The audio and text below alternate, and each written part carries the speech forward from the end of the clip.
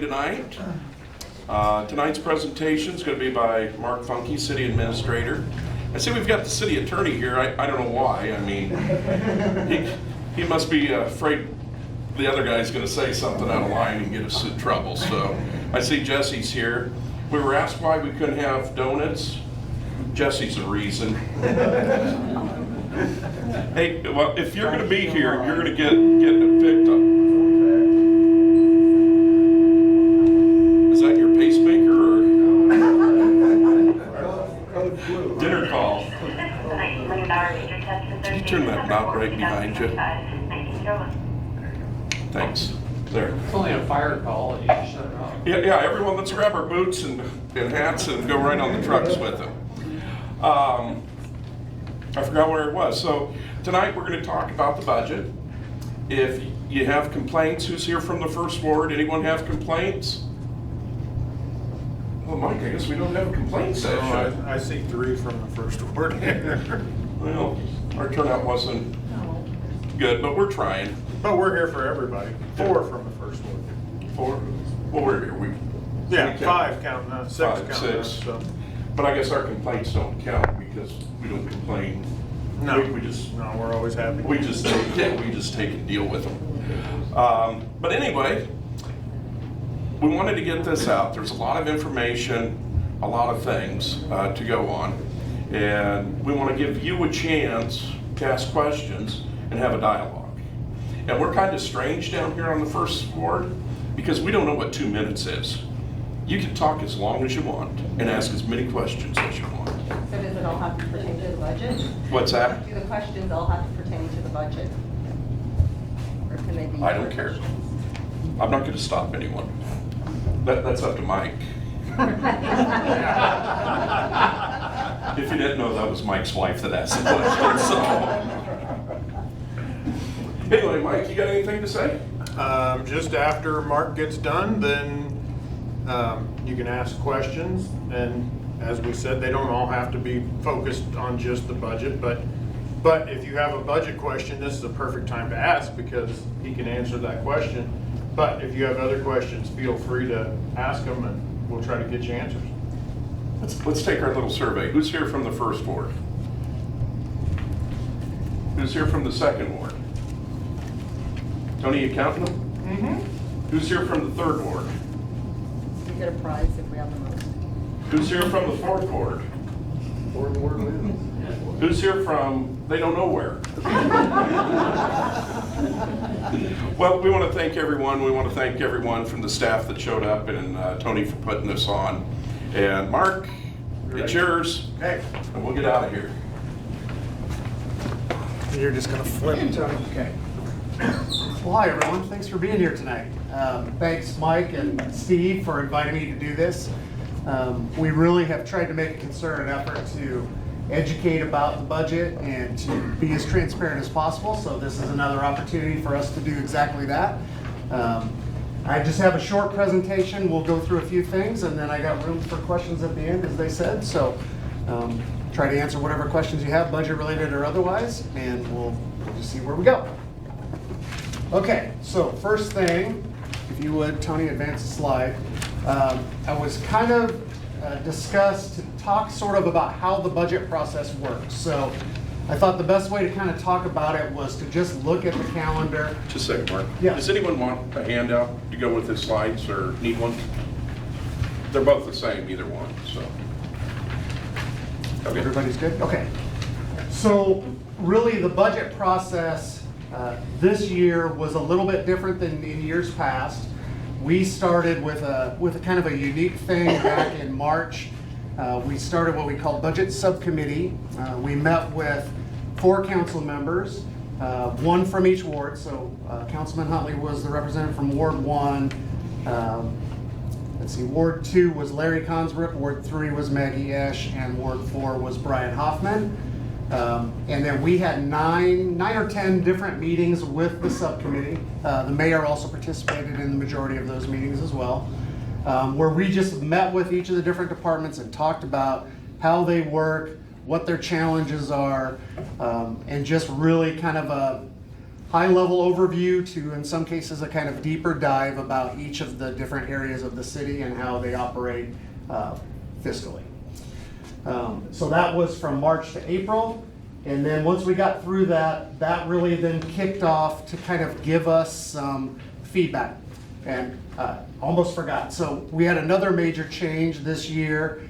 The council had put forth a proposal to create a State of the Union.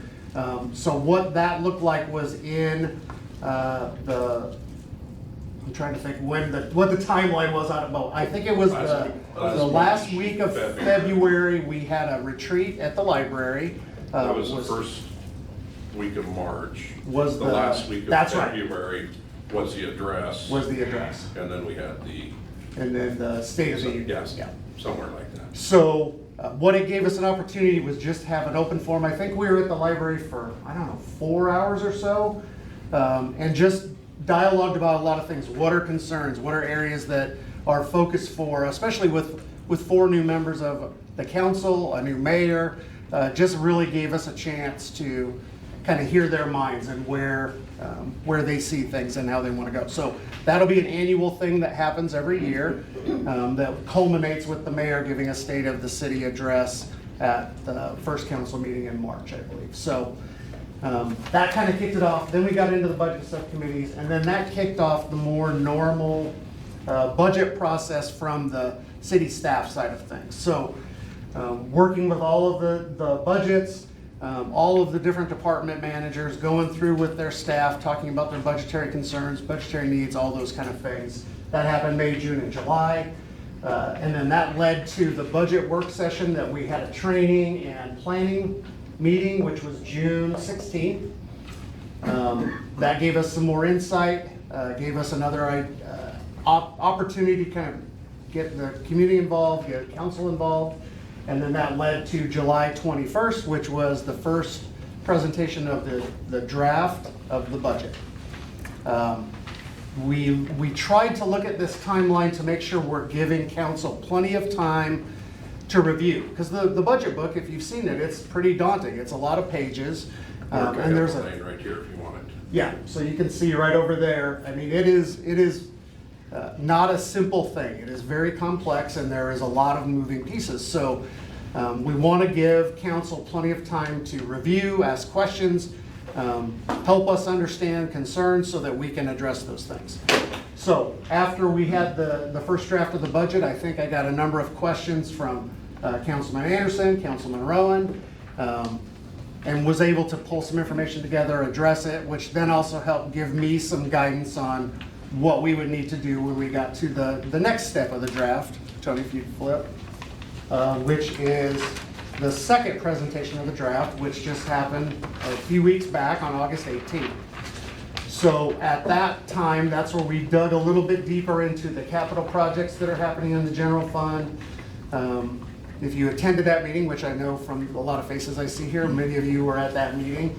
It was lengthy. We got into the weeds for about, I don't know, a good solid 2 hours, I think, talking about the budget. So just another opportunity again to discuss what are the concerns, what are the challenges, what are the things that we need to consider. So now we get to kind of where we are now. So again, this is a little bit different. We haven't done this kind of thing in the past to my knowledge, but another opportunity because of the council members in Ward 1 to kind of sponsor a chance for the public to come and ask some questions, right? And then that will lead to Monday night, which is the first chance for the council to vote on the budget itself. So I'm sure there will be many questions, many things that we need to look at, but that's kind of where we are. And then assuming that the council is going to want to take some time with this budget because it is weighty, we'll probably have a second reading on September 15th, and then we'll finally approve the budget on September 22nd. One of the challenges with the budget like this is we have some state statutory things that we have to meet. So in order to follow and not violate state statute, we have to have an approved budget by September 30th as the new fiscal year starts on October 1st. So as you can see, when you work a process, we've been really talking about the budget for the majority of 2025. leading all up to this month of September, where we can go through and kind of get to a place that council has a budget that they're comfortable with to approve for the city to operate for the 25-26 year. Any questions about that before I move on? Yes? How did you decide which 4 council members would be on the subcommittee? Literally a conversation with the mayor. He had kind of the same concept I did, that we wanted to bring a group together. The challenge we had was we had considered Mike, your husband, to be part of that as well as a new council member because we wanted him. But his work schedule didn't really work for that. So we had to kind of weigh those So why would you not things. schedule meetings when it worked for everybody? And why would you not do it with the entire council so that people weren't hearing things secondhand? Because if we have the entire council, then we break it's Open Meeting Act. So then you do it at the council meeting or at work sessions? We or sure whatever. could, I guess, but it's a lot of time and energy and those kind of things, but it's something we could consider, yeah. This is something that hasn't been done in the city of Hastings, so it was really a trial run. Certainly can't say that it went perfectly, but it gave us an opportunity. We did kind of charge the council members who were on the subcommittee to work closely with their ward mate to kind of keep them up to speed. I sent update emails after every one of the meetings with all the things that were discussed to try to keep everybody involved. So always room to look at how we can improve and do things better, more efficiently, all those kind of things. So yeah, it's a great suggestion and we can sort of consider it. Any other questions? Okay, Tony, next one. Okay, so, all right, so I wanted to talk a little bit about how the levy and how taxes work. So things get a little confused when you are talking about valuation, right? So a little bit about valuation. So the city of Hastings, the property in the city of Hastings has been valued at $2.29 billion. That valuation is done based on the formula that the state puts together. The county assessor and the people that they hire are who completes that valuation. And then the entities that receive tax dollars based on that valuation react to the information that we have after the valuation is complete. So I know that Willis had come up and there may be some issue with the Central Community College portion of this. To my knowledge, these were the numbers that we pulled from the county, so we can look at that. But the gist is, and what I want to point out is, the actual budget for the city is only 20% of your total property tax that you pay on your property. Okay, so the schools altogether are 58%. The city of Hastings is 20%. Adams County is 17%. And then the Ag Society, CCC, the CRA, ESU 9, and the Little Blue NRD all make up about 1% for the last 5% of that total. I'm sorry, what was that? Why does the CRA, why are they in there? The CRA uses the money to help with development for small businesses and downtown, other things. They came and presented actually at the last council meeting to get their levy set. How long has it been broken down like that? Yes. How long has it been broken down like that, where the city gets 58, or the city gets 20, public schools 58? How long has it been broken down? Is that way every year, or?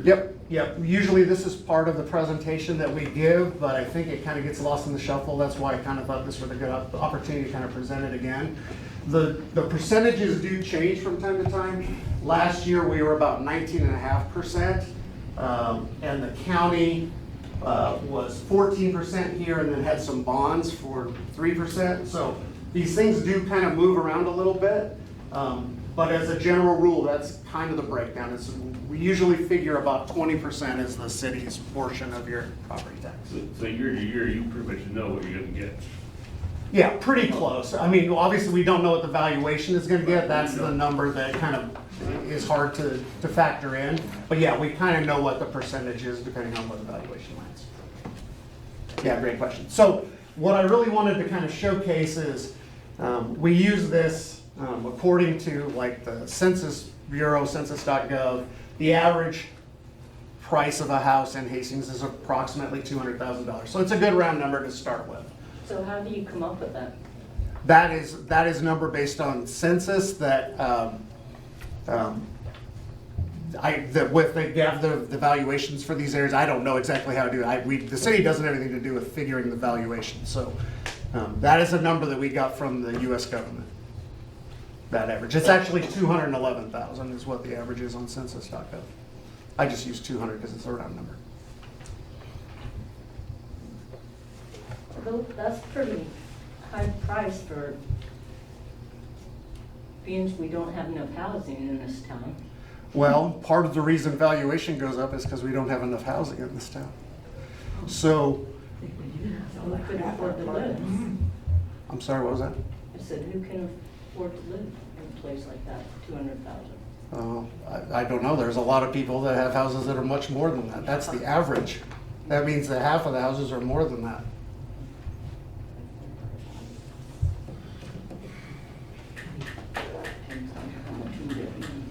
So the thing to keep in mind is if you have a house or a property that is less than that, then these numbers that you would pay would be less. This is average just for a place to start from, okay? So when you look at the average, it's approximately $4,000 to $4,400, somewhere in that range. These are not hard numbers, so don't take it as the gospel, but when you look at the percentage breakdown then of, let's say you're paying $4,000 to $4,400 a month or a year on your taxes, $2,500 of that goes to the schools, $800 comes to the city, $750 goes to the county, and then about $44 a year go to Ag Society, CCC, those kinds of places. So when you break that down for the city, $880 a year is about $73 a month that you pay on your property tax to support the funding for the city. On average. Some people pay more than that, obviously, because if you have a property that's more, some people pay less than that. Is this the amount after TIF is taken out? TIF doesn't have anything to do with this. Yes, it does. It's the bottom line. In other words, neither the city, nor the county, nor the school districts, nor anyone else gets the TIF proceeds. They go directly to the CRA to pay off the TIF loan. No, they do not go to the CRA. They go to the person who got the TIF note. It has to go through the CRA to get to, Or a bank. well, it's shown on the CRA budget. Yeah, agreed. So the net we're talking about here might be short, what you're showing there might be short 14 million or so. 10 to 14, yeah, I suppose, on 2.29 billion evaluation. So that's a very small percentage.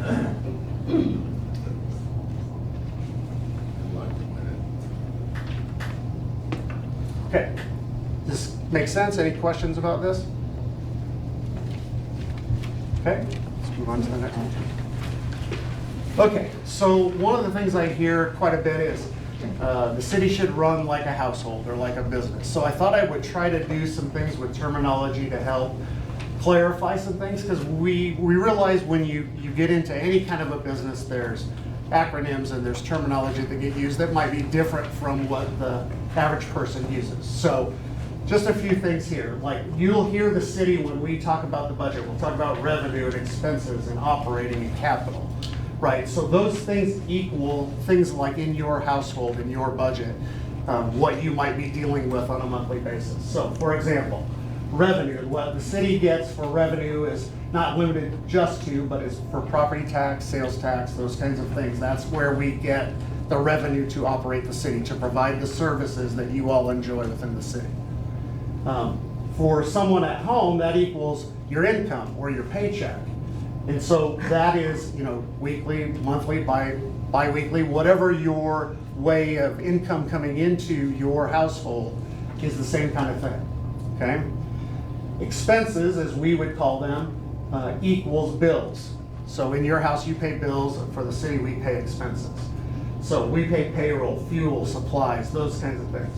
You pay mortgage or rent, a car payment, food, your phone, all of those kinds of things. Operating costs get a little bit more, confusing isn't necessarily the right word, but a little more focused in that For us, operating is, again, payroll, fuel, supplies, those kinds of things. And it's your monthly bills at home. So again, it's your mortgage, your rent, your car payment. Those are your operating costs. Every month you have to buy food. Every month you have to pay your utility bill. Every month you pay these kinds of things, right? That's what it takes to operate your household.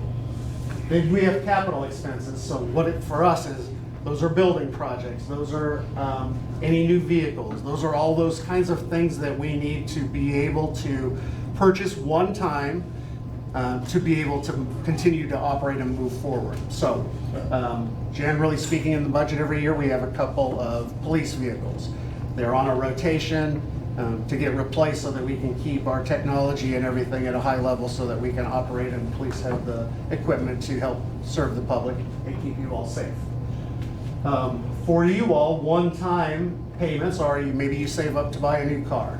Maybe you want to remodel a part of your house, your kitchen or bathroom. Maybe you have gotten some information that your air conditioner or your furnace is going to go out. So you set away some money all the time, or as much as possible, to be able to buy that one-time purchase. Okay? And then we have some kind of unique things that you kind of have in a personal budget, but they're a little bit more, it's a little bit more of a stretch to get there. So we have unrestricted funds and restricted funds. Unrestricted funds are just like you have at your house. It's your checking account. Money comes in, you can go and spend it on what you want. You could kind of say some things are restricted in your checking account, because maybe if you're paying your rent or your mortgage out of that, you know what that monthly payment is all the time. Those are dollars that you have to spend. But really, the restricted funds are where things get a little bit different, right? So we get things like grants. In 2017, the vote of the people approved the extra half-cent sales tax. So those funds are restricted for use on street repair, on the hike and bike trail and park upgrades, and for the museum. So we cannot use those funds for anything else in the city. So those sales tax dollars come in for specific uses that were identified as part of that voter-approved legislation. Okay? So for you in your home, maybe it's an emergency fund that you have. So if you do have a furnace or something that goes out that you aren't wiping out your savings, it gives you a place to pull from. Or it's a college fund for a child or a grandchild that you're planning, and you're setting aside those funds specifically for that use, and you work really hard to not utilize those for anything else.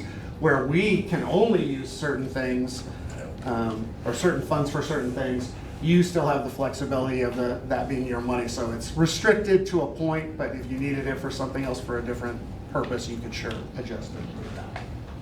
Any questions about that kind of just generic terminology? Okay? All right. Now, just a little bit about the budget and kind of the work that we did this year. So, is there a water or anything around? I'll have to get one in a minute. My mouth is dry. Okay, so wanted to talk about a few things. So the kind of the main areas of the general fund budget, personnel, operations and maintenance, capital outlay, and transfers. Okay, so personnel, if you look from 24 to 25, we were at 19,151,000, and in 25-26, it's 19,448,000. So that is a difference of just under $300,000 an increase, which is about a 1.53% increase. What that takes into account is that we actually are proposing a 2.5%. Oh, thank you so much. I appreciate it. We're proposing a 2.5% increase for cost of living for employees. That keeps us in line with other cities in our array. But yet we're only showing that we increased 1.53%. So with all of our standard processes, as well as a cost of living increase planned in, we're actually under that, which indicates what we talked about at one of the council meetings, that we have actually cut 6 full-time positions and 7 part-time positions for a total across the city of about $800,000. So I want to point those things out because I want to illustrate the work that staff have done to really try to keep our costs down as much as possible. We also did some work to keep the personnel costs down in the area of benefits.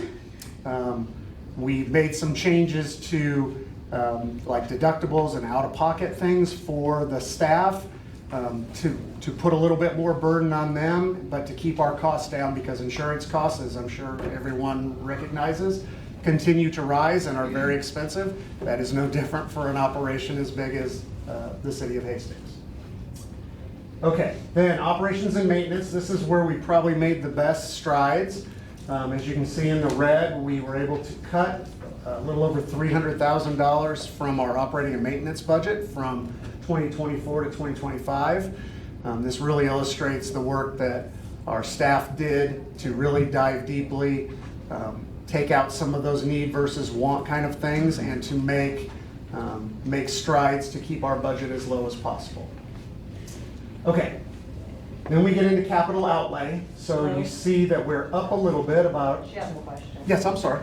Is that really that good, lowering maintenance? I mean, do we have any preventive maintenance still going on? Yeah, we're still doing those kind of things.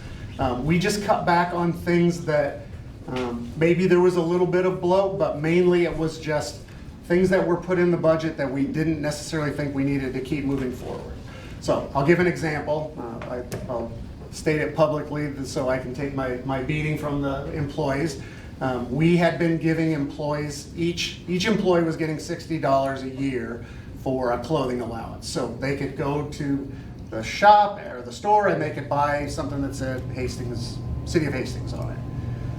And they had money that we were giving them to do that. Now, it's not a huge line expense in the grand scheme of things, but it was $25,000 that we were spending.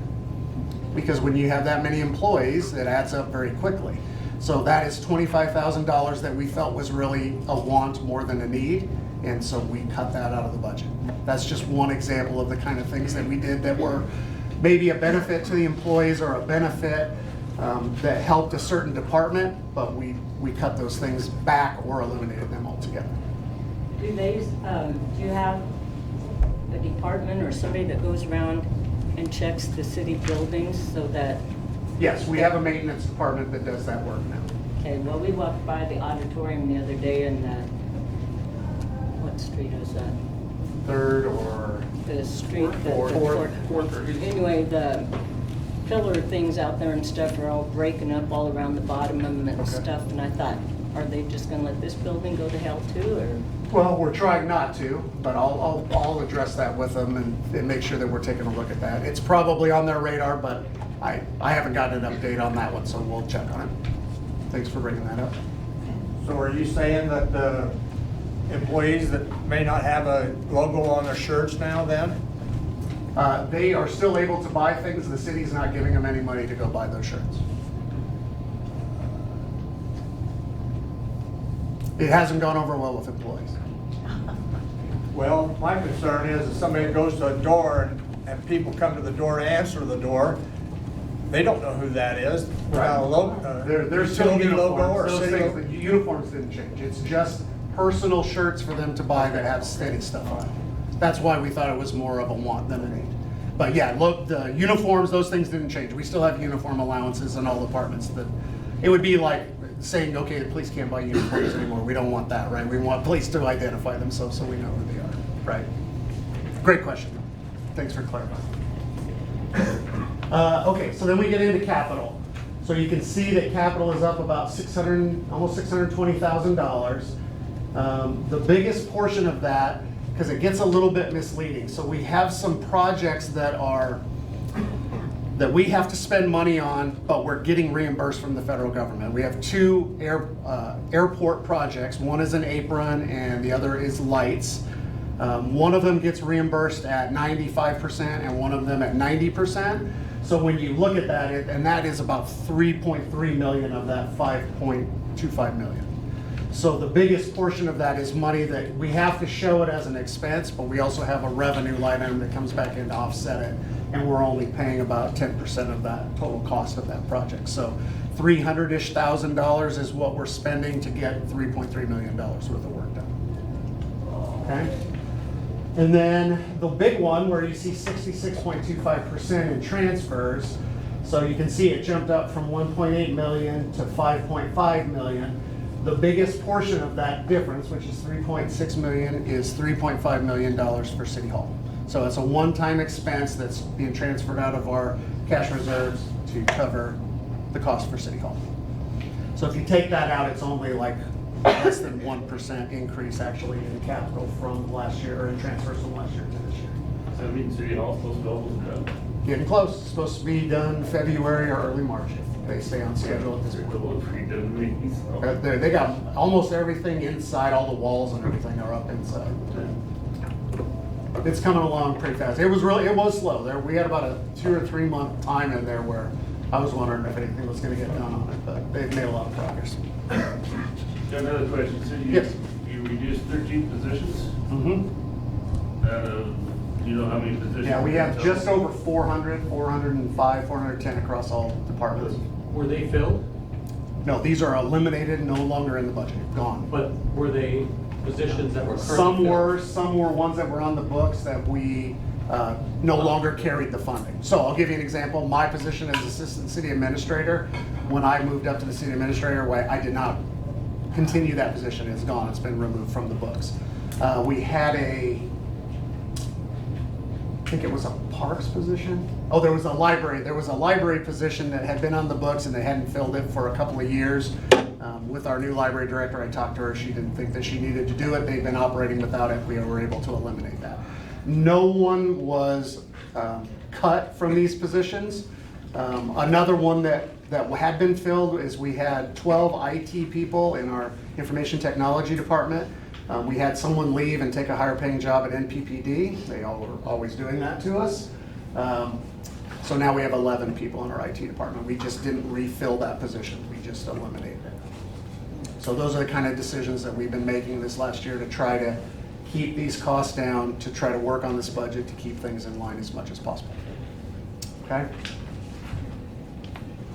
Like that position that had been filled for a couple of years anyway, I mean, you couldn't really count that if that money had been going out. Right, so what was happening is that money was being budgeted and planned like we were gonna fill it, and then we weren't filling the position. So we looked at all of those things. If we're not gonna do those positions, then we just eliminated them. So then you can't really take credit saying that you eliminated this much money. If we didn't eliminate it, the budget numbers would be higher, so I'm gonna go ahead and take credit for it. Well, okay, whatever. Well, literally, we were budgeting for those positions, and if they would have, so I'll give you an example. Police right now, we have 4 positions that are budgeted and unfilled. If they aren't able to hire to fill those, we won't spend all of that money, but we have to act like that money is gonna get spent. Because if you don't have the budget authority to spend it, you can't fill it. So where does that? Where does it go? It goes into the cash reserves and then is planned for the next budget. It doesn't go away. It's not spent. It just is money that has to be planned. When you operate a budget like this, you have to plan for what you're going to spend. In the police department, Yes. they gave a bonus. That's where the money went. Correct. But not all of it. But not all of it. No, No, not all of it got spent. No. How much of but it? they all got a bonus last year, which you added on this year. Correct. We use those unpaid dollars to give them a retention bonus to try to keep So police. if So we money didn't have more. didn't come back to the taxpayers, it basically was spent. It wasn't all spent though. Why do we have trouble keeping police? Why do we have to give them a retention? I mean, Well, it's a pretty hard job, honestly. I don't know why some people move for other jobs. Some people get burned out. They're working a lot of hours. The reason we're doing retention bonuses is because when you don't have all those positions filled, They're having to work a lot more overtime. They're having to do a lot more of all of the tasks that come out. So, you know, it just makes it a harder job when you have to work more hours on top of it. We just went through the same thing with the fire department. We had a big shakeup a year ago. We've been working on filling all those positions, but these folks are working a really hard, dangerous job, and they're working 48 hours out of 72. That's a lot. It's a lot to ask of someone. So from what I hear though, Grand Island keeps their police department full, is that? 'cause they They're have relatively people. full, but they have people leave all the time and they're constantly hired. So it's not, I think maybe they do a little bit better, but it's also a bigger city. They have more positions. You know, I don't know what all of the differences are. We have a pretty high standard for our police here. We want them to be really engaged with the community, and we just had a situation this last summer where we had a new police officer that came in and showed up at an event and really took a poor attitude and didn't handle the situation very well, and that you know, raised some concerns with citizens, and it was addressed within the police department, and I can tell you I was made aware of the discipline and how they're handling it, and because we want to maintain that standard, we put a pretty hard line. Not everybody is going to live up to that standard. So I think that's part of why it's a little harder for us sometimes to fill positions, but I also think that that's a benefit to the community if you have folks that are showing up and dealing with the citizens in hard situations and treating them kindly and fairly as much as possible. I know this, you probably have nothing to do with this, but how do you find out, like if an incident happens in your neighborhood, and how do you find out how they resolve that, or what? Oh, like if there's a crime or something like that in the neighborhood, is that what you're talking about? It gets really dicey because you have to protect the people involved. Some of the things make the paper. Otherwise, I don't know that they publicize those kind of things. I was just curious. We had an incident where a bloody guy was found it on my back door and left it all bloody. He'd been stabbed 3 times. We never did hear how that was resolved. Did you call into the police and ask any questions about it, or? No, because I assumed they would tell me it's none of my business. Odds are they won't come back to you, but if you call, they may be able to give you some information. I don't know for sure if they would, but. Yes? If you take what you have on your general fund for the estimated at the end of the year, that's 31.9 million, and that takes that 11.56% up to 15.4% increase. Right, but remember there is revenue coming in on some of those projects on the capital outlay and the transfers. Then why isn't it reflected? Because this is expenditures, and I'm not showing But it's revenue. still numbers 15.4%. And then you also take on your projected for the end on the property tax request from 6,400 to 78, or 6.4 million to 7.8 million. That's a 23% increase that you're asking the property tax owners. Okay, I'm sorry, say that again? You've got a projection of 6.4 million for the end of this year for property tax revenue. And for your new budget, you're running that up to almost 9 million. That's a 23% increase on asking for property tax, according to the numbers on your draft. Okay. There's a lot of people sitting here don't get a 24% increase in their income. Agreed. But remember that the actual increase, what it would present to the average citizen, if we hold the levy where it is, because we're not asking for an increase in the levy, we're not raising taxes. I've heard that so many times. You're not increasing the taxes. You're not increasing the levy. Right. Valuations go up. Right. That's a tax increase. I don't care what you call it. Right, but that is not a tax increase that the city created. Oh. We didn't do the valuation. Come on now. No, you didn't, but you sure as hell eat it up. Okay, so let's talk about it. So if we lower the levy so that we don't increase your taxes, it will save the average citizen about $7 a month, and it will cost the city about $1.3 million.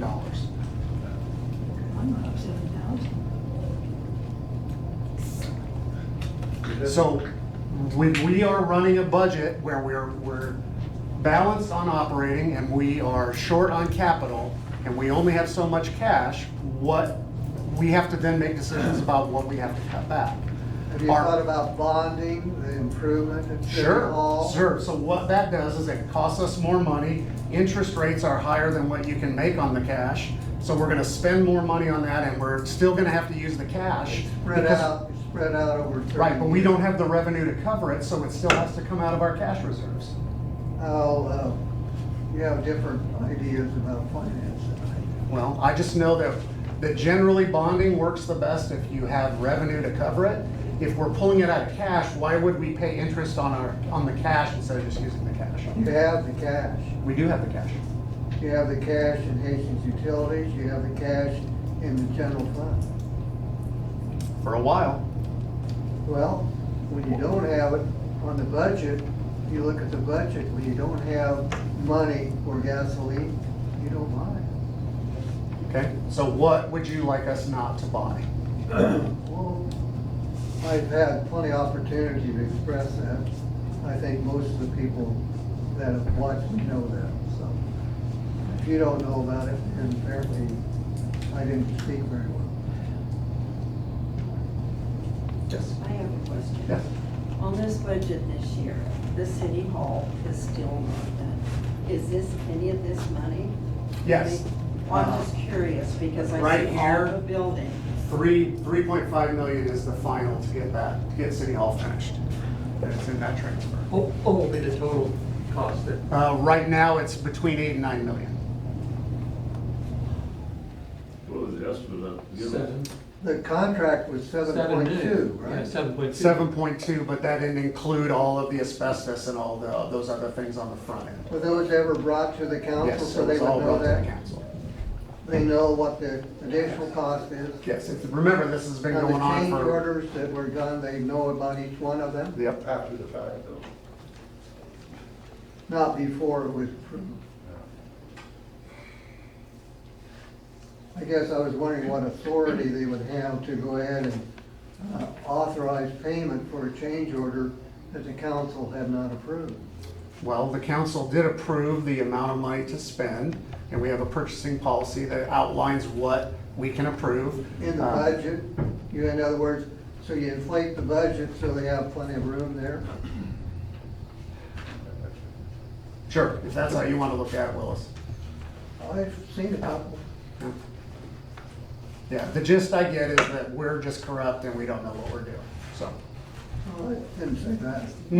No, not directly. But I have listened to you at all the meetings, so. Earlier you said something about saving the taxpayers $7 on, No, if we lowered the levy, it would save, the average taxpayer would save about $7 a month. total of $7? Yes. Or $7 per hundred? $7 per month. So the total, remember, the total that an average person pays is $880 a year to the city. You divide that by 12 months, it's $73 a month is what you pay to the city. So if you lower a couple of cents off the levy, it's only a percentage of that $73. The biggest portion of your property taxes do not come to the city, they go to the schools.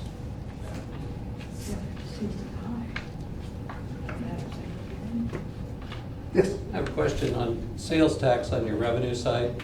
What is your plan on sales tax revenue for this next year? So sales tax revenue is set at the 1%, and then we have the extra half-cent sales tax for those projects. We don't control sales tax, that depends on how much money everyone spends in the city. What did you get last year? Around 9 million total for the one So and a about half. 650 to 660 million in sales? Yeah, that's pretty close. What percentage of that is online sales? I don't have that answer, I can find it for you, but I don't know. That would be a good thing to probably Yeah. know. I will tell you this, if citizens, if you're thinking about buying things, if you can buy local, that's best, right here in Hastings. If not, buy it online. If you go to Grand Island, they get all the property or the sales tax. If you buy it here, we get it. If you buy it online, we get it. That's what I'm asking. Yeah, but I don't know the breakdown, I apologize. We've been exploring some of those kind of tax things, and they're surprisingly difficult to get, so. But we're working on getting some of those numbers, yes. If you order something online and pay sales tax, do they collect city sales tax too? They send the money back? Yes. Yes, it goes to, I don't know how that process works. I assume it goes to the state and then we get it sent to us from the state, but I don't know that for sure. Somehow it gets back. Yes, but we do get that from online sales, yes. That wasn't always the way. That only changed 2 or 3 years ago, 4 years ago? What did you get 2 last years year? ago. Would you know what you got last year? For total sales tax? Yeah. It was around 9 million. No, I mean, from the state. Oh, the state doesn't break it down for you? Not that I'm aware of. I can check on it and find out, but I don't know for sure if they separate local versus online. Thank you. Yes, thank you. Okay, any other questions? Yes. Yes. The council meeting last Monday, or last meeting we had, you gave HEDC, was it like 40,000? Where's that money work into the budget? Is that any part So, of it? Just we haven't given them any money yet. It'll be on the agenda for Monday night for the chamber for 30,000 and HEDC for 175,000. Why I think she don't you means give the them CRA. Oh, the CRA? The CRA doesn't have anything to do with the city budget. We have some oversight over the CRA. Council approves the mayoral appointed folks who sit on that board. And then we get a little bit of funding from that for supporting Roger Nash, the finance director, serves as the finance person for the CRA, and he gets about 10% of his salary comes from the CRA. I was just curious why we're giving money out when we're supposed to be saving money. Yeah. It's not the city giving them money, it is literally the levy. So that 1% that they get, that's 800 and some thousand dollars, whatever that was for them.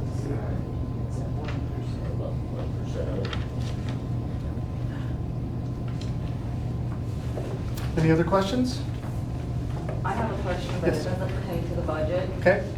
I've had several people ask me at the last meeting why a gentleman in the audience was allowed to jump up out of his seat, run to the microphone, and speak, and was not timed, and was not told to sit back down. But we have to either sign in or be asked to come up. Yeah, And these it's a people fair are not question. very happy about it. Yeah, it's a fair question. We probably made a mistake there. Yeah, big mistake.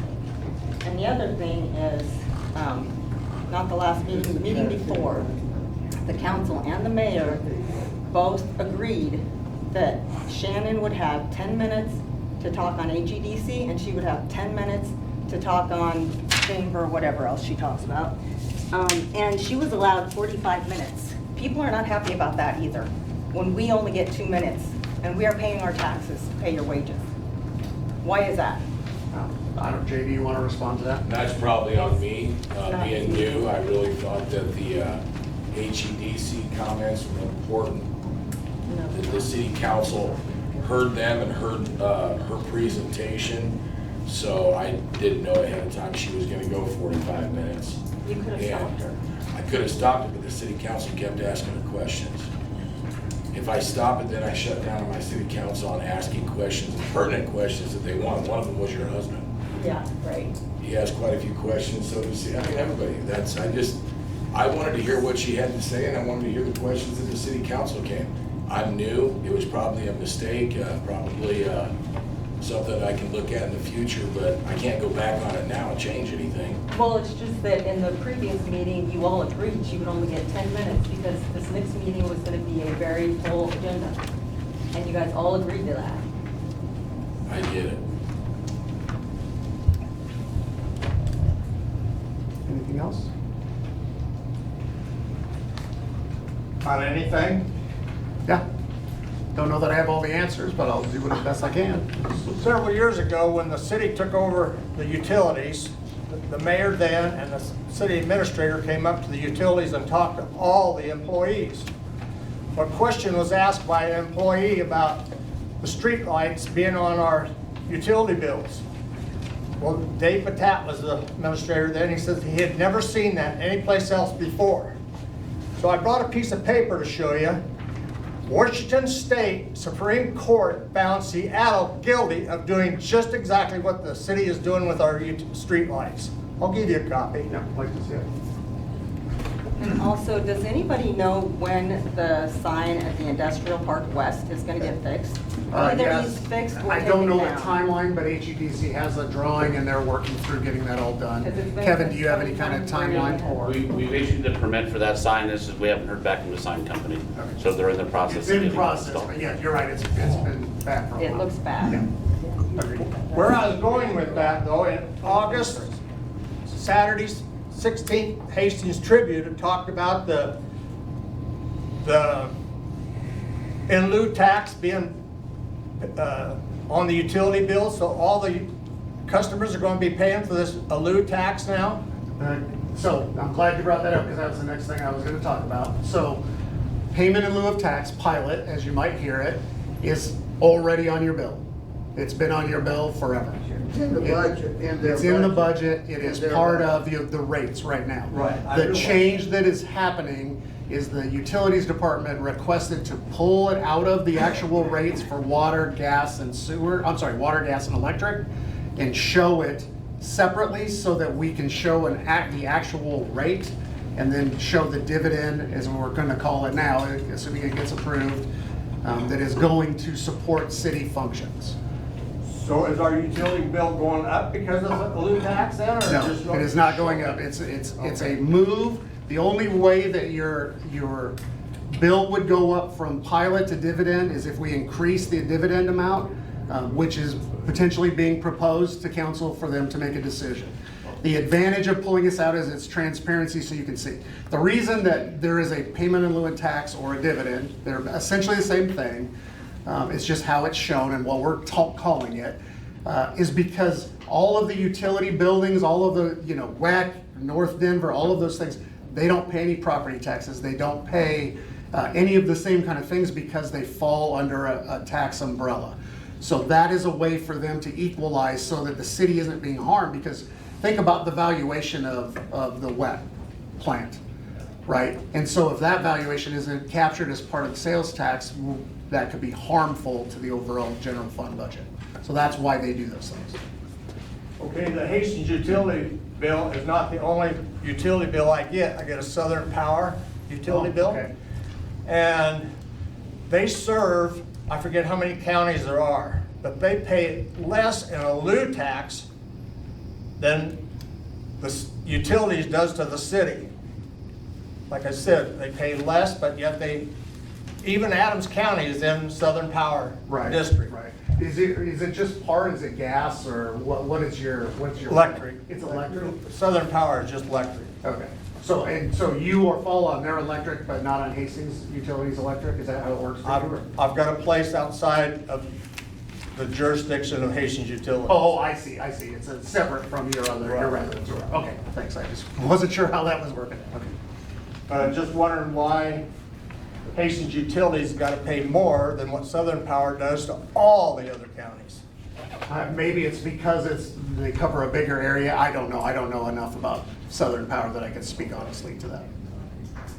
Yes. Actually, to help you with the streetlight revenue is a separate item. It's not a part of the utilities. It's operated by Hastings Utilities. They expect the forecast for income to be about $800,000. They expect their expenses for streetlight revenues, actually for streetlight electricity and for maintenance to be about $300,000. So utilities has a chance to gain, maybe $400,000 there, and that's not a bad lift. Right. I thought in the paper at one time, it said that these getting rid, or this pilot going into this dividend fund or whatever it's called, it is going to raise all the rates. The rates are going up. Well, they go up that, what is that, 6% they've been Right, promised for the because next of 5 what was years. approved in previous budgets. Yeah, for the next 4 or 5 years. Yeah, I don't think it's quite that long, but yes, Well, you're right, yeah, whatever that is. It was approved for a certain number of years. Correct. But in the paper, it actually said this would probably increase most utilities. I can't remember. I can't find, I thought I had it with me and I I'm don't. sure it's electric. I think it's 5% on electric. I apologize. I don't have those rate But increases off the top of my they, head. even, I mean, this just going into this dividend fund is going to increase. Correct. Increase the. So, and you'll see rate. the communication that's coming out, because I actually asked the same question of the utilities director this week, like how are we explaining that? Because the rates are going up. Right. So people's money, their cost is gonna go up. So what we're communicating out is we're gonna show you what the projection for the new fiscal year on October 1st, what the rates Yeah, will but be you said with the this pilot increases. program was already figured into your rate. Correct, so So is that dropping out of the rates? Yes, That means the we'll rates pull are it gonna out. come down? Yes. Really? The rates will come down and then go back up because of the ordinances that were passed last year. For just 1 year? No, I think it's 2 or 3 years, but they're different depending on which, if it's gas, water, those kind of things. Actually, it's 5% for electric, 6.3 in natural gas, and 5 for, I'm guessing, water and sewer. I don't Water. Water, I don't think we're increasing on sewer. Yeah, I mean, we've got so many surcharges on our utility bills now. Right. That, you know, there's 3 in water, 2 in sewer, or 2 in gas, 3 in electricity. And where's this one gonna be listed? It'll be at the bottom of the bill. Under Tony, miscellaneous? when are we gonna roll that out? The October will That's be when the it first starts, bill, but and then when it'll we- be have we in sent the out those October at your examples? service. Yeah, but have we sent those examples of what the bill's gonna look like yet? No, that'll be in October. It'll be in October. We have a very brief overview of how this what it'll mean basically in terms of transparency at the bottom of the Right. September bill, but it doesn't go into detail. So it's gonna go under miscellaneous? It's Yeah, gonna I be- mean, it'll be kind of at the bottom as I Yeah, that's like- understand it. but- Yeah, miscellaneous Yeah, stuff. but, and it'll say dividend fee and it'll have the rates. And And it's I gonna think be- it will be broken down, don't hold me to this because I don't know whether the final has landed, but I think it'll be broken down by electric, water, and gas. So you'll see the individual rates that equal the total dividend. Being that he brought that up, I can remember when streetlights was paid by our taxes. Our taxes didn't go down when the utilities took it over. So, I mean, I know it's before your time, but I'm making a fact. you Yeah, know. no, you may very well be right. I don't know. I can look into it, but I don't know. Then where will this money go? To the general fund? Yes. And the general fund is losing money? Our cash is losing right now, yes. Our revenue is not outpacing our expenses because we cut the levy 2 of the last 3 years. We've lost about $3.5 million because of We're it. not losing any because of TIF projects? None of that money goes to the general fund? It will, once those projects come off the TIF rolls and those. Well, those that's amounts what get I'm paid saying, back. we're not getting any of that. No, for those projects that are on there, we're not. But as the project's finished, then we do get Well, that, that's and we 15 get it years at that down. higher rate. I thought you turned that down. It's a different alarm. So the thing to remember about the TIF project, if a project didn't happen, we weren't gonna get any revenue anyway. So if you had a plot of land that was generating $5,000 in taxes, and you don't do any projects with it, it generates $5,000 in taxes for perpetuity. If you add value on that, you're still getting the $5,000. We're not losing that. What we're not getting is the value increase. So if you put a $50 million project on it, that valuation increase is the TIF, whatever portion of that is paying that back. Yeah. And then when it gets paid, then that value, we get all that tax money. But if we didn't put the project on there, and if the project couldn't happen because they couldn't afford it, which is what TIF is helping, They pay all that back revenue? In taxes. the taxes are still getting paid on it, but they're going to pay off the TIF. The excess over the original goes to pay off the TIF. Right. And when that's done, it goes into. Just see if need be. How could they charge us dividend? What, a dividend is you're getting money back. Yeah, it's not the choice of word I probably would have used in hindsight. Because most people think of a dividend as like from your stocks, you're getting money back. it's just a payment. The definition of it is the payment coming from the utilities to the city. Okay, so what's all the infractions on our bills too? What are all those infraction all the time? I don't know what an infraction on the utility, I don't think You I've haven't ever seen seen the it. utility bill? Well, I've seen a utility bill, but I've never seen an infraction. Infraction? Anybody have a clue what that infraction, I don't, It's your bill. The infraction, it says infractions about 2 or 3 different times. I'll have to look at it more closely, I don't think I've ever seen that. You've seen it, infraction on it. Okay. Couple things I'd like to bring up. Grand Island and Hastings are very unique cities in that they produce excessive power. The only 2 cities in the state of Nebraska. We're the only ones that, if we had a major manufacturer, could come in and actually begin building knowing that they would have the power necessary to complete their project. All other cities are 7 to 10 years out from a major manufacturing.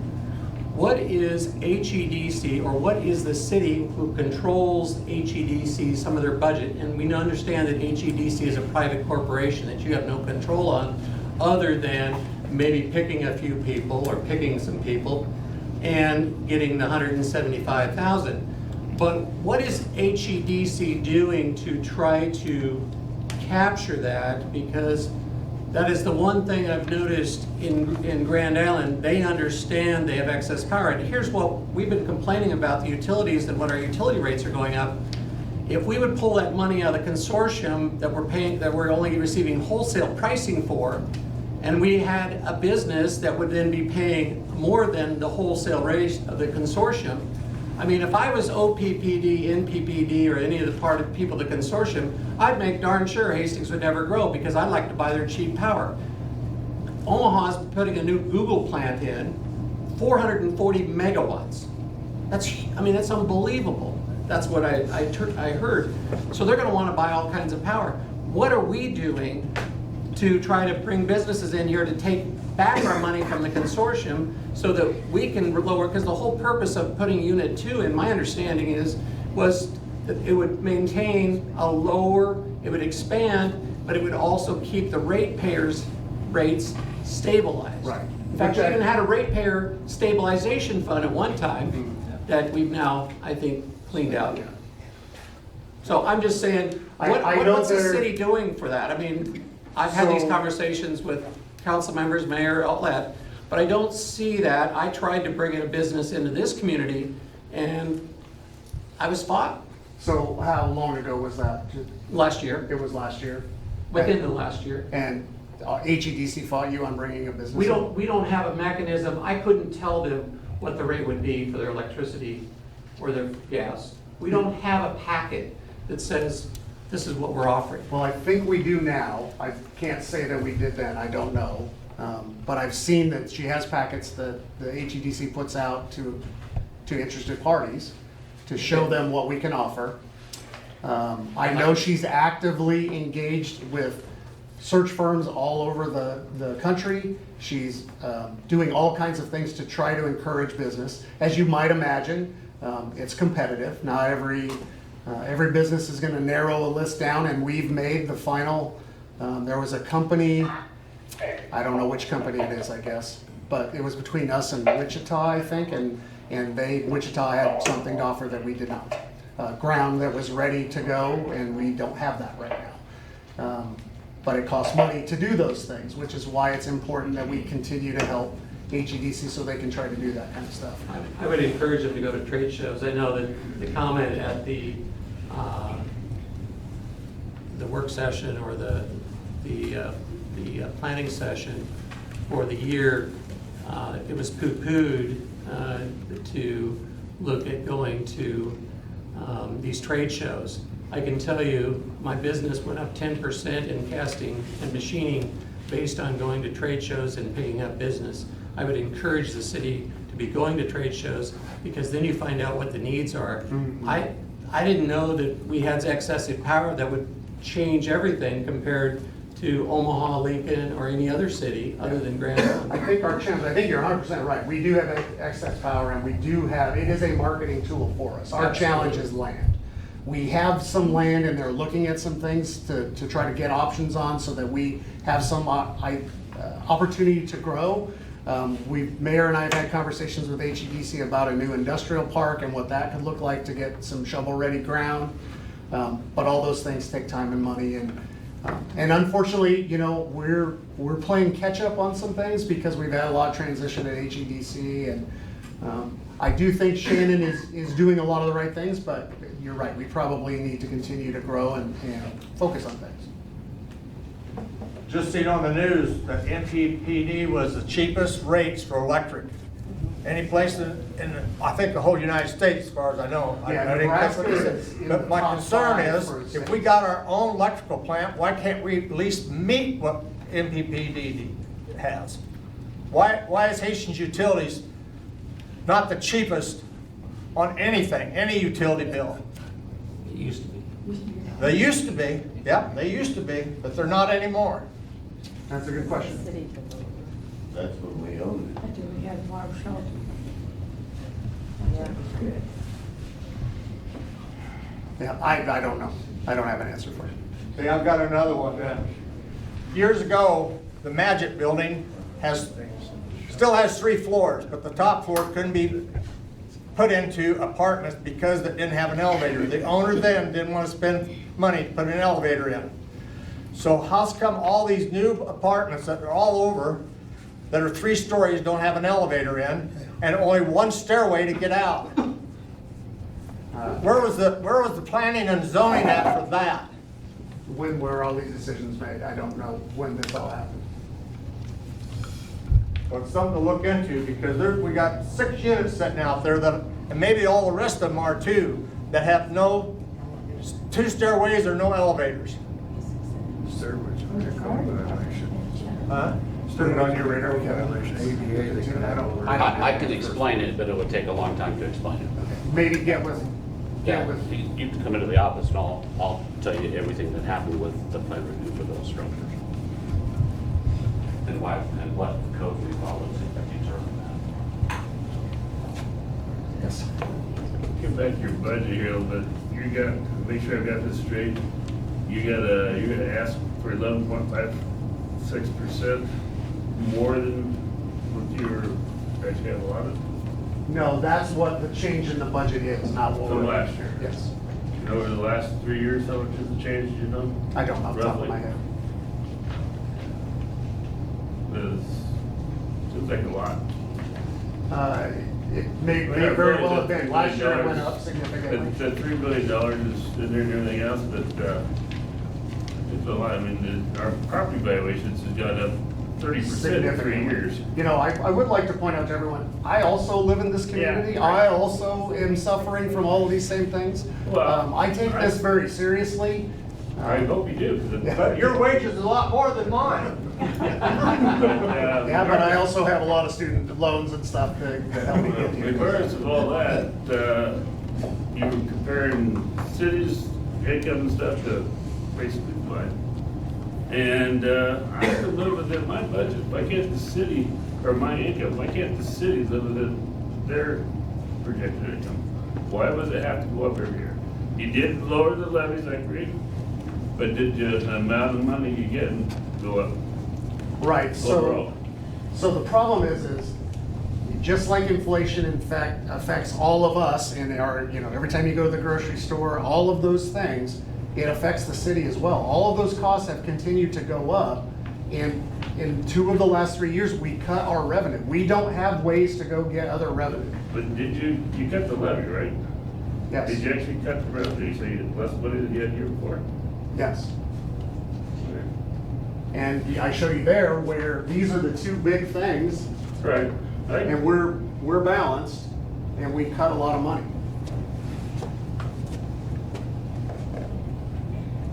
Seems like a lot of extra money that something's done someplace, so, Before I leave tonight, Yes, ma'am. I'd like to know when the city hall is gonna be finished, and I'll tell you why. I go down there every day. I live in the Stein building, I walk out and look at it every day. I don't mean to be a pest, but I also, everything is growing around us. Why, in the middle of Hastings, everything else is flourishing, but that one Why not? Why isn't it done? Yeah, well, I can't speak to all of it, but it's supposed to be done February or March. That's the plan right now. The original projection when the project started was December, and we lost about 2 months at the beginning because remember when the moat was kind of being dug around the north side of the building, and I heard the term moat was being floated around in the city, right? What the problem was is that building was built inside the foundation of a previous building. So we had, I don't know, about an 18-inch or 2-foot gap that was filled with rock and stuff. And so they had to explore all of that and see what was going on, because remember, part of the reason that this all came about was water, mold, all those kind of things in the building. So they had some questions that it took a while for the engineers and architects to get back to the contractor on how to work with getting penetrations into the building to make sure that things were secure. That was all known a year before they can put it up for bid. Oh, 100%. But I think once they got there, then they had to make some decisions on how it was. That's what we lost time on, or at least that's what I understand. There may have been some other questions and things that also held it up. But they did as much as they did the stuff that you don't see. They were demoing things and taking stuff out from the inside, and you don't see that when the building is all enclosed and everything. So they continue to do things, but they did lose about 2 months, and so far have stayed on that schedule. So fingers crossed, February or March. We did see it when we went down and looked at it, we talked to. That's right. And I'm no builder, no expert or anything like Steve is, but it looked like a lot of work. Yeah. I mean, that was bare bones. That thing got torn down. They really have done a lot. I know it doesn't necessarily look like it from the outside, but if you haven't been by in a while, I think they have all the windows on. They're now putting the insulation and stuff on the west side, or I'm sorry, on the east side. They're framing in on the west side. So the plan right now is by the end of September to have the whole building enclosed, so that then they're ready to roll for the winter where they can do all the inside work. I go by it every day, and there's been a lot of progress in the last. It really has picked up over the last couple of months, but it was slow going. I agree. And I literally do. I live right downtown, and I walk out my back door and look at City Hall. So I've been watching it very The closely. question was, when do you think it'll be? What was the projection? February or March That is was what the they're original telling me. question. Yeah. So hopefully by February, that you won't have to look at that eyesore anymore, and it'll actually be a nice looking building. But I think that's what you said earlier, February, is their projection. Yes. Will there be an open house so we can see what we? You betcha. In fact, we had kind of tried to figure out if we could do some things with tours earlier, but it just hasn't worked out, and we didn't want to interrupt what was going on. We were starting to make momentum. But yes, we'll definitely have an open house. Yes.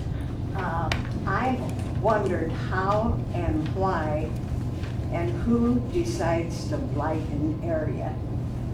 So let's talk about that a little bit. So blight is really an unfortunate term, because blight, just like it does for all of you, is very negative connotation. Really what the whole point of that blight and substandard is that areas are underdeveloped. That's what they're kind of talking about, is it, instead of it being negative, it actually gives the opportunity for those areas to receive TIF funds and to do some other types of funding to help invest money into an area to bring it up. So blight is it's a legislature thing that they, when they put that in place, and that's the term they chose, but it really sends the wrong message. We determine that through studies that are done. Yeah. And I think that's what you're getting at, is how is that determined? No, we can only blight by statute 35% of the town, and we're at about 27% right now. Yeah, that map shows that. So if it's a blighted area, they get TIF money, you say? They can, yes, they can apply for TIF if their project qualifies. They can get it, they don't? Yeah, okay. It's not guaranteed, because TIF, remember, it's all about the value increase of the project. So if the project that you're gonna do isn't gonna increase the value enough to justify the TIF, there isn't anything to TIF. So has Hastings College applied for TIF? I think they did get TIF on their project, yes. They're nonprofit, not paying taxes. How does that work? Yeah. Yeah. It's the Scott Foundation is who's, yeah. So how do they get that? So the property value still increases But if it's a nonprofit, how do they get property tax? So all the neighbors get to pay more taxes? Yes. Yeah, that's a good question. I'm gonna bring them out of the blight. I guess I'm not sure that they don't pay property tax, but maybe they don't. Yes. So property can get blighted, or they have criteria to follow, right? You know, sewers, sidewalks, old buildings, whatnot. What kind of criteria do you have to get it unblighted? So the blighting and unblighting process is handled by council. So we just unblighted the regional center area, right? Did all the stuff that was blighted, caused it to get blighted, they get fixed? No, so that one is unique. So what happened is when the state closed the regional center, whomever at the time thought, okay, there's gonna be an opportunity, that land is gonna become available. So they preemptively blighted it so that if that became available, then they could utilize those tax increment dollars or other resources to try to use the buildings and structures that were out there and bring them up. The state never relinquished it. They kept on it, and now they're adding things and remodeling and doing things out there. So the buildings and the structures are being brought up because the state is now utilizing it again. So that's why they de-blight it, because it's not going to be available for any private investors to do anything out there. So there's no reason to have a it. mechanism to get more blighted area in town. Yeah, potentially. It's interesting, you run into challenges because we have local developers that want to do things and they own properties in areas that are not blighted or substandard. And so they come and we have meetings. The mayor attended a meeting that I was in and had to listen to some local folks and their frustration about how come I can't take advantage of some of these funding things. So take the blighted word out of there and probably go about that. Yeah, that's why I say it's unfortunate. It's the term, and so we use the term because that's the way that it goes. But yeah, it really is not meant as a negative. But you know, if you live in that area and all of a sudden, well, my whole neighborhood is blighted, it really feels Yes, negative. it does. Yeah, So totally who understand. initially blighted the regional center? CRA, I would guess. I don't know who did this study. I don't know who did the study. Yeah, that was. I mean, it was done years ago. I don't know who did it for sure. It wasn't the city then? No, the city doesn't do it. Yeah. No. Well, the council approves. The council approves it, but no, the city isn't initiating, like development services isn't going out and blighting things. It's coming from. I thought the regional center was out of the cities, outside the city limits. Right. So the council. Yeah, it's in our, yeah, it's under 2 miles jurisdiction. Oh, okay. Yeah. All right. Yeah. It's still, question, how do you, what drives it to get unblighted? That's unique, okay, I get that. But you got property here, the south side here, or east side, how do you get property all over the city? So that's a good question, and I'm certainly not an expert on that part of things, but in my estimation let's take the downtown area, right? If you looked at it 15, 20 years ago to now, it looks entirely different, right? So let's just say downtown 2nd Street from Burlington to Elm was a blight just by itself. If we get that all brought up, then it's all up. So then it would make sense to de-blight that. Okay, so everything has to get fixed that was in there to blight it to begin with? Yeah, potentially, but the reality is the blighting process really looks at a lot of things. Age of structure is kind of the biggest factor. I think it's 40 years or 60 years. Yeah. 60. Yeah. The number of structures in an area that are over that is probably priority 1 on whether something is considered blighted or substandard. And then it's infrastructure, or your roads, your sewers, all that stuff up to speed. Rick and I own 3 houses in a blighted area, Okay. almost in downtown Hastings, Nice. right there. But my taxes, God forbid, you blight the area that I'm in, but yet you're charging me, and I can give you our name, you can check it out. I'm puzzled. So, okay. Well, it's an older part of town, it's on an alley. Okay. But the blighting doesn't do Part of the anything with. blighted 3rd Street, we're on 4th Street, north of Minnesota. But when it came time for my taxes, you should check my taxes out. As far as I'm concerned, for a blighted area, and look at the houses are kept out. Right, Puzzle, so, what's going on here? right, again, it's probably age of structures. How old is the average house in that? How much of a house? Doesn't matter. it's age of structure. Originally, the house was built somewhere between 1896 and 1906 when the original city water was put in. Right. But it has had a new hat. Sure. So, but if they're looking at those things and how recently has it been updated, that's that age of study. So there are specialists that go and do that. I am not an expert on how you blight a neighborhood.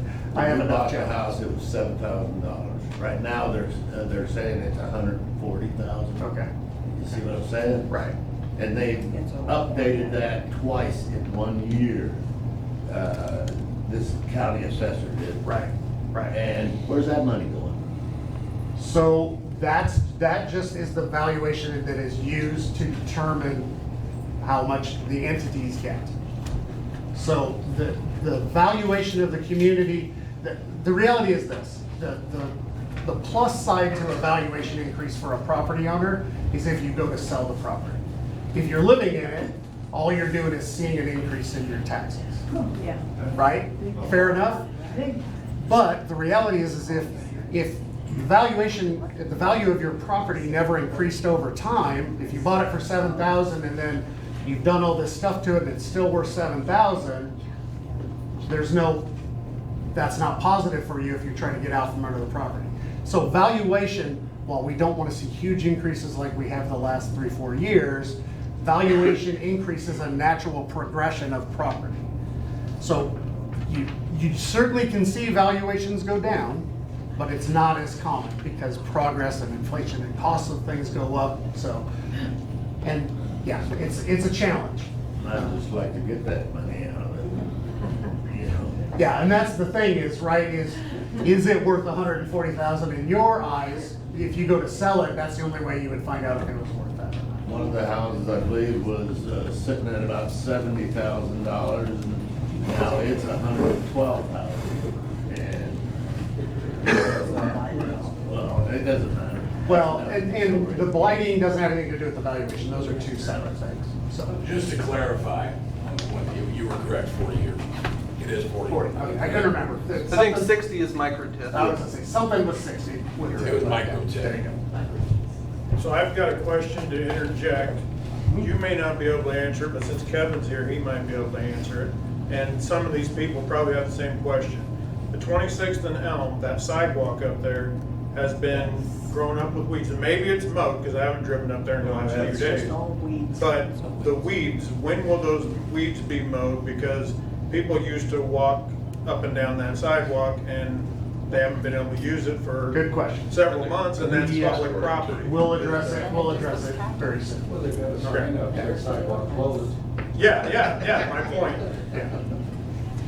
Which is probably construction stuff, so they want to keep people safe and not too close to the project. But still, we've addressed a lot of things out there with blowing trash and all those kind of things. So. I'm still picking it up. Oh, maybe we need to address it again. But we have addressed it, because we have gotten complaints that there are things out there, and we have gone and talked to them. So. Lodge another one. Well, no, it becomes a nuisance. It helps It's for trash one nuisance. day and then it's right back. Okay, so Kevin, we probably need to Yeah, put that we on can the discuss it radar. with the superintendent for the Yeah, project. because we just went and talked to him, Yes. I don't know, 3-4 weeks ago, Multiple and times. we've been out multiple times, so we just probably have to put it more on our radar. And have you addressed an issue with Hastings College getting the sanders out of that empty football field? It is unbelievable. That gets a little dicier because that's private, it's not the city, so, Oh, it's not. but we can address it. I didn't know that was a problem, this is the first I've heard of it. Well, so. when I called the president of the college, he said that all happened before his time. And I said, when the other president was here, he took care of it. They had a water sprinkler system and they had And they grass. just had grass. Now we got all sanders. Okay, well, And they're coming we'll in try our to talk to yards. them, but yeah, we'll see. They're growing back now. Huh? They told well out, but they're growing back. Oh, they came and cut part of it off, and as soon as the rain came, now we got double sanders again. Yeah, they're all coming back. Yeah, oh yeah. Even the piles that they piled up, the sanders are growing. Yeah, drive by it every day. But Yes. Can you tell me what is it that goes on in the old police station? in the old police station. Oh, that's the EPA site. That's the EPA. Yeah, so that's part of our EPA cleanup for some of the things that were past sins of the city. I think they're just about done there, aren't they, at that They're getting site? close to being finished. They do tests on a regular basis to check for the chemicals that they're trying to remove from the soil. What they're doing is they're removing impurities from the soil based on past things that were dumped in the ground. And then they're I don't know, heating it. I don't know exactly what the process is, but they're turning it into steam and getting all those impurities out. So what you see coming out of that is steam. It's just water vapor that's coming out. So are they the ones that have all the stuff stacked behind, like the railroad, in front of the railroad? There's all kind of, I mean, it's trash. Yeah, probably if it's from the street front to the track, it probably is theirs. I don't know. I haven't been by Well, I there. suppose like from there all the way to Colorado, right? I have to look and see. Yeah, we'll check on it. I don't know what that is. I would guess it It's might an be something theirs. eyesore, and that's a part of the sidewalk isn't that part of the trail? Oh, it's on the And, trail. yeah, that's pretty, I mean, it's an eyesore to, Sure, if you're walking the sure. trail, you don't really, Councilman Esch has a business down in that area, or Councilwoman Esch, and she's constantly harping about that and was very concerned when she got on council. Well, years ago, they hauled a bunch of dirt out to the softball complex and burned it all and then hauled it all back. That could be, yeah. Okay, anything else? Covered some ground, I think. Yeah, we covered a lot of territory. I learned something new. I didn't make it around dirt. Barely you can. So do we have any more questions for Mark? Or do you have any questions for Steve and I? Otherwise, we'll probably, All in the night. I've got one question. Let's see a show of hands. Who says the council should vote for the budget the way it is? Raise your hand if you want us to vote for the budget the way it is. And, okay, so that's pretty simple. All right, if you have any more questions, shoot, or we'll still be here, so. Yeah, we'll be here. As you We're walk glad. out, you can ask. And Councilman Rowan, thank you for coming. It's an honor to have you here. I do need to apologize to Mark, but I was thanking people I didn't forget him. I don't know how I could forget Mark. We didn't forget him. We didn't want him to steal the show. Yeah, well, there we go. We saw him and we invited him. He was already invited. Yeah, thank you for coming, and if you think that we should do more of these so that people can converse with the city staff, and, I mean, the mayor's here, we got the city administrator, I mean, we're coming to the level, not we, Steve and I, Mark, we're at the ground level with the citizens who elect us, and the mayor. Yeah. But, I mean, you've got administration, you've got Jesse, you've got Kevin, Tony's back there, and I can't remember your name, who's running the camera. Andy with a. Okay, so we've got them all here? Yes, sir. Real quick question. Got a picture, Fisher Fountain right there. It is turned off already. Yes. And I stopped by the city building today and asked, why is Fisher Fountain off? That logo is on our police cars, our utilities, it's on everything. They told me it's because of leaves falling. That's accurate. Could be the price of water. Well, don't they have a strainer on? You know. Yeah, utility rate went up. But, and then, I've lived there for about 40 years on St. Joe, and I've called city councilmen and mayors, and I've been told that it's tradition to start it on Mother's Day and shut it off on Labor's Day. And we got all that traffic going out there to Hastings College. And I've had, well, I know of two different people came from California, and they wanted to see Fisher Fountain. They lived here in Hastings in the 50s. It's off, you know. So I can address that a little bit. Last year it ran till It's usually around happens early October 1st, I think, or early October. And the maintenance and cleaning of it and draining of it because of the leaves cost about $100,000 from Labor Day to October. Because of what? Because of leaves falling off the trees and plugging the filters, so then they have to drain the whole thing, clean it, refill it. It costs a lot of time and money. 100,000 to Yes. clean the leaves up? Just for that There's no 2 month period. strainers or? It has strainers, it has all those things. It's a lot of leaves. I don't know if you've noticed, there's a lot of trees out there around that, and when they start shedding. So, yeah, so let's think about how that would go if we decide we're gonna cut all the trees down around Fisher Fountain. It's all right. I totally understand. It's, Yeah, it runs a few months a year. So who has a fountain at 7th and Burlington there, Gold Park, 7th and Lincoln? I don't know who's that is. Veteran Park? City Park. They let it, They'll shut that off shortly too. they let it run a lot longer. Yeah, I don't know the difference there. Hospital Fisher runs Fountain is, all winter. it's an old fountain, so it takes a lot to maintain it. Seventh and Lincoln is a glorified bird bath versus Fisher Mountain. Yeah.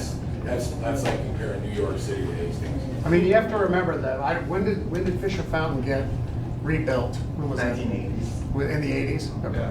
So. That was after someone blew it After out, someone but blew it's it been rebuilt a couple times. Yeah. He did that on the early. rebuild. You And, did the rebuild on that? Oh, nice. and I think, forgot the way the it screen. looks, it's due for another Forgot the screens. freshening up or something. Yeah, why didn't Steve put screens in? I have one question. I have one question. The next meeting, if we keep going a quarterly cycle, it'll be in the winter. Does anyone want to get out in the cold and the dark and the weather, or do you want us to skip and start again in spring? We need schnapps. I got one that says bring the schnapps, okay. I'd like to have, I mean, these are great. I love these meetings because we can actually kind of talk. I mean, let's see a show of hands. Keep doing it during the winter? It was wonderful. Keep doing it during the winter? Yeah, let's do it a little more in the spring and the summer so we can get a little more insight into the budget rather than waiting until the last. Fair enough. The problem is, a lot of it, we have to wait for the county to certify the valuation, Yeah, and that's done the end of August. It really is difficult because we have to do projection things to kind of keep the process moving, and then you get final numbers, so it's like, okay, now we gotta step back and start over, so. Well, maybe we can ask if we can move out the dip. That would be great. Yes. One thing I'd like to see though is like at the council meeting when they brought the budget up, changes to that draft was handed out at the council meeting. And people that are interested in looking at it, it was not on the website, still is not on the website. Yeah, the budget is updated. It's up to 380 pages, I thought you said there was. Right, but the changes just were marked in the budget, so we've replaced it and updated it. Is it annotated with that? No, but if you want copies, we can get you a copy of the changes. Well, I'll look again, because I went through it today again, but, Yeah, I don't know that, I have a book, so I don't To know. the council, it'd like, people that are interested would like to. Some of that is timing issues because we get feedback, we make changes, we're catching things as we go because you get better information, and then we're trying to react as quickly as possible. So we can do a better job of that. Yes. One thing you could do is you could do your budget process earlier if you had, these are the requires, these are what we really most likely will need for that next year, and then what we'd love to have if we had a deal. Prioritize. Because if you prioritize with just three mechanisms, then you could talk about the budget earlier on with these are the required, and so there's no, at that point, there's really nothing to discuss on those items. So That's then fair. it minimizes. The challenge is we don't have even the projections for revenue because we won't know what the valuation percentage is. So we have to make real guesses on what that looks like to even know if we could fund priority A, B, or C. Because what would happen if the valuation went down? Don't laugh. No. The levy would go up to the maximum amount that the state allows. That's what happened, or PPP. The valuation went up Outpaced overall, it. but the projection was 10%. That's what we heard from the county, and it actually came in at 7.2. We did not raise the levy because Is that reflected in this? those are the new numbers. Okay, well, thank you, everybody. Thanks, everyone. Thank both of you. We haven't seen any other councilmen do this. Well, tell your neighbors that they can come here and they can Thank see you. the mayor. The mayor's got something to say. Yes, Appreciate your very. I just had a brief observation to make. First of all, thanks everybody for coming and giving us your input and listening to this budget presentation. It's been something that we've been working on for months now with the staff. I've been a businessman for 38 years in this town. I understand budgets, but this is a very complex budget and there's a lot of moving parts and a lot of money there. I did notice, gentlemen, I noticed you were interested in Fisher Fountain working. I did notice some interest in our maintenance department, making sure that our buildings don't fall down and things like that. And I want everybody to keep in mind, at the same time we're worried about that, which is a city function, which is called services, which is what this budget pays for, is the city services.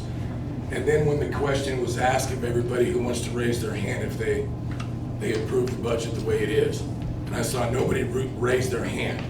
So at the same time, we want to make sure and maintain services for everybody in the city.